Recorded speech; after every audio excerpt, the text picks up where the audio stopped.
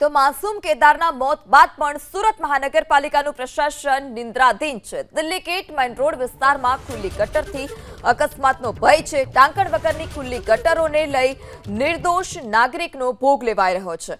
ખુલ્લી ગટરો ફરતે મનપાએ બેરિકેડિંગ કરવાની પણ તસ્દી નથી લીધી। શું મનપા પ્રશાસન હજુ પણ કોઈનો ભોગ લેવાય તેની રાહ જુએ છે? તેવા પણ અનેક સવાલ ઉઠી રહ્યા છે। ત્યારે મનપા કમિશનર સાહેબ ક્યારે આ મોતની ગટરો બંધ કરશે તે સૌથી મોટો સવાલ। વધુ માહિતી સાથે સંવાદદાતા ધનરાજ ફોન લાઈનથી જોડાઈ ચૂક્યા છે। જે ધનરાજ, એકનો તો ભોગ લેવાયો છે, તેમ છતાં હજુ પણ જ્યાં નગરોળ પ્રશાસન છે તે નથી સુધર્યું। અન્ય કેટલી આ પ્રકારની ગટરો છે કે જેના ઢાંકણા નથી અને ખુલ્લી ગટરો છે?